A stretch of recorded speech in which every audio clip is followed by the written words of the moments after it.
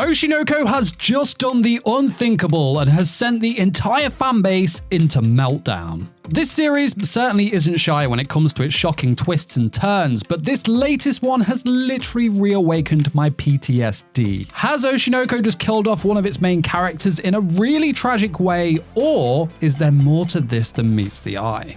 Let's dive into it. Now, a quick disclaimer, these events took place in the latest chapter of the Oshinoko manga, chapter 158. So, I'll be discussing what happened in the chapter as well as my own theories about what's going on. So, this is your warning that there will be spoilers here if you aren't caught up in the manga. Okay, so it's no secret that Oshinoko is coming towards the end of its final arc, and we all knew that the curtain wasn't going to close without another twist. Like, it's just not Oshinoko's style, and if I'm being honest, I still think there's probably a twist or two yet to come still. However, what they did in this chapter was just straight out cruel to us as fans, especially just before a break as well. Now, the previous chapter followed Aqua and Ruby on a day off together where they discussed their careers and just how much fun that they've had. The two decided to prepare dinner to surprise Miyako, but happened to doze off together by the time that she returned home.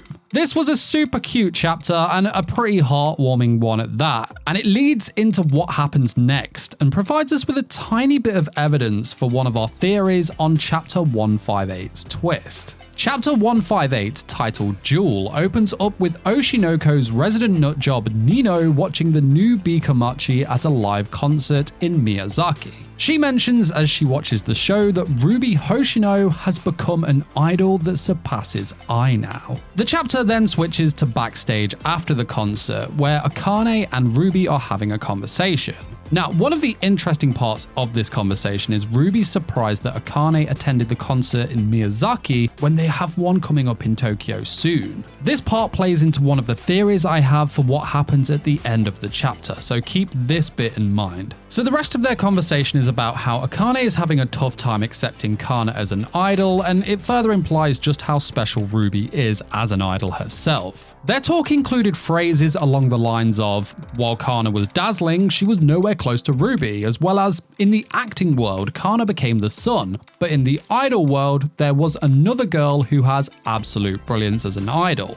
They're talking about Ruby. Basically, things like that were said here. Akane continues to say that because Ruby shines so brightly, there are some fans out there who might find Ruby unpleasant, and there are even those who are trying to destroy that sparkle of hers. Ruby isn't a dumb girl, and she knows the problems and the dangers that surround a job as an idol. She discusses age being a huge factor, as idols only have a short time to shine before they burn out. This short-lived career forces these idols to try their best to remain in people's memories, just like her mother, Ai. We then move our attention back to Crazy Nino, who is on the phone with Hikaru, presumably trying to plot their next move against Ruby, but Hikaru's answer is not what she wants to hear at all. Hikaru actually suggests that it's time the two just hand themselves into the police, but Nino is not willing to go through with that. She is far too gone at this point. Since the two of them killed Ryosuke, Nino's anger, hatred, and jealousy have, well,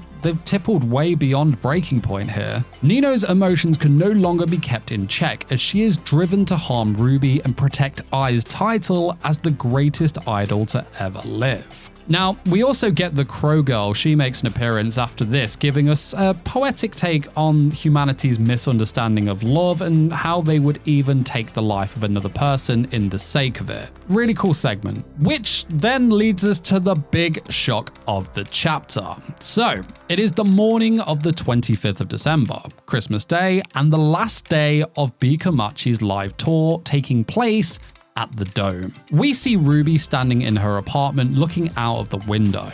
She hears a knock at the door and turns around. Ruby then approaches the door and opens it in a way that is way all too familiar to us Oshinoko fans. We then see a knife, and then the final panel is Ruby being stabbed by a hooded person, a mirror reflection of what had happened to her mother, Ai. The narration, or Ruby's words during this scene, are, "A clear day. I'm sure the stars will look beautiful tonight. That was the day." And wow, like I did not see that one coming at all. And to have this happen exactly the same way that it did with Ai was, well, it was just not cool, Aka.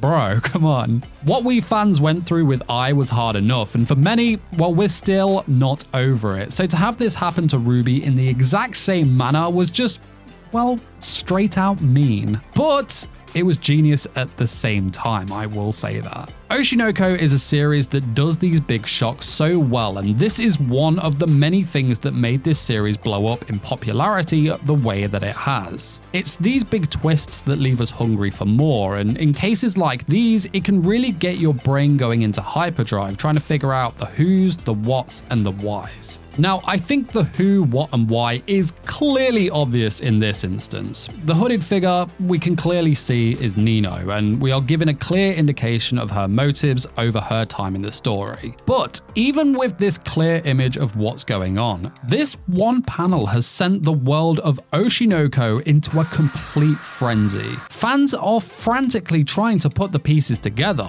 Some are even saying that they're going to drop the manga altogether if it turns out that Ruby dies here. But Ruby won't die here. Like, I honestly struggle to believe that Akka would kill her off at this point in the story, and to kill her like this as well, I mean, it's wrong. Despite how hauntingly and dramatically poetic it would be, I'm not buying it, and there's evidence to suggest why history won't repeat itself here. First of all, let's look at the narration that was happening as these events played out. I think it's safe to say that these were Ruby's words, and most importantly, these words, mainly the final words, are spoken in past tense. That was the day. This indicates that Ruby is in fact alive and is recalling the events of when she was stabbed. Further evidence comes in the form of foreshadowing. Yes, we got a color page in chapter 2 of the manga, and it shows Ruby posing in her idol gear, but if you look closely at her stomach, you can see what looks like a scar.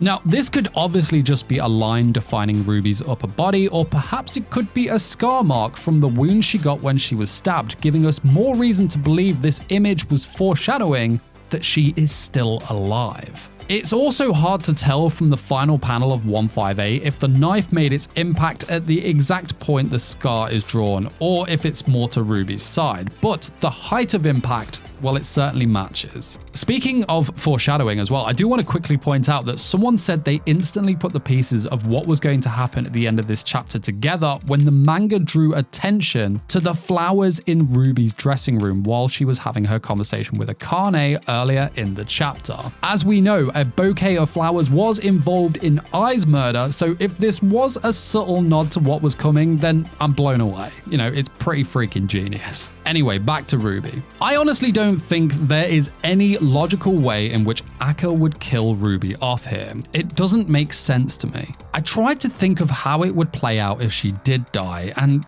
well, it just doesn't add up. I think Ruby's way too smart to let this happen, and we have to add Aqua into the equation as well. Like, come on, there is no way he hadn't planned ahead and made contingency plans if this event or scenario like this was to play out. He knew Hikaru wasn't working alone, and Aqua has always been so very cautious when it comes to the safety of those around him. You add the trauma he carries after Ai's murder, and you just know that there is no way in hell he'd let it happen again, especially not to Ruby. So, this leads me to a couple of theories I have on what's actually happening here. My very first thought after the shock of what we saw in that final panel was that the girl being stabbed wasn't Ruby at all. It was actually Akane dressed as Ruby. I honestly believe Ruby is already at the dome, and this here is the brilliant actress Akane posing as Ruby. Like, we know just how well Akane can bring another person to life with her acting skills. She flawlessly brought Ai's persona back to life at the beginning of the story, which even had Aqua flawed. And remember earlier in the chapter when she was talking to Ruby, who was shocked that Akane attended the Miyazaki concert instead of the Tokyo show? Yeah, well, she played it off as being in the area for business, and that she might not be able to attend the one in Tokyo. Might not be able to attend because she knew she was putting her life in danger for Ruby on the morning of the concert maybe. Akane knew that there was still one more person involved with Hikaru. In a conversation with Aqua in chapter 155, they even highlight the fact fact that Akane has cut her hair short again. Does having shorter hair make it easier to hide under a blonde wig perhaps? So yeah, this is my bet for what's actually happened right here, but would Akane go this far? If so, then surely she knows the risk. Is she wearing something under the dress to protect her from the knife, or is she confident that there is someone nearby who has the medical knowledge to keep her alive? This leads me to my second theory, and it's based on it being either Ruby or Akane that got stabbed here. However, I strongly believe it's Akane, not Ruby, but what I'm certain of is that Aqua isn't far away, and that whoever has been stabbed here won't die from their injuries because of Aqua and his medical knowledge. We of course know that Aqua was a doctor in his former life, and it's no secret that he's studying to become one again in this life, but in chapter 157, while he is talking with Ruby, it is clearly pointed out that Aqua is studying from a book on Tokyo University of Medicine and Pharmaceutical Sciences. Now, I don't think the knowledge of drugs and medicine will have an immediate impact on what he does here to help her in, the moment of her being stabbed and whatnot, but I'm no doctor, so it could be useful. Like, are senzu beans a thing yet? Maybe he's created one, I don't know. Anyway, the main takeaway is that Aqua has been studying for a while now. Has he been studying in general, or has he also focused on what he needs to know for this moment in specific? But again, that's assuming that Aqua knows that this is all going to happen, or might happen in the first place. If he does know, how do Aqua and Akane know that this is going to happen? Well, I have my theory on that too. My final thought on the event is that it isn't the shock we all thought it was. In fact, this was a trap to ensnare Nino once and for all. My prediction is that this is all a plan put together by Aqua, Akane, and Hikaru. Yes, I have a really strong feeling that Hikaru is involved in this, but for good reason. This is his shot at a small piece of redemption. At the point of his conversation on the phone with Nino earlier in the chapter, I think Hikaru had already handed himself and Nino over to the police, but now he's also playing a part in her capture. The last time we saw Hikaru was in chapter 155. As he leaves, Aqua asks him where he is going, and Hikaru responds by saying that he is going to do what he can for Ai. Helping them capture Nino would finish the story, and the two of them locked up in jail for their crimes would close the revenge chapter in Aqua and Ruby's lives. Hikaru will never be able to fully atone for what he's done, but helping them catch Nino before she murders Ruby would be the best he could do for Ai. I just think all the pieces are there to set this up as the outcome, but maybe I'm wrong about the direction of the story and it could go another way. However, I'm confident and my bets are in something like this playing out. Do you have any thoughts and theories on this? Please let me know down in the comment section below, and while you wait for the next video to drop, why not check out this video where I talk about how we were all wrong about the true Ai Hoshino. That's it from me, I'll see you soon. Peace.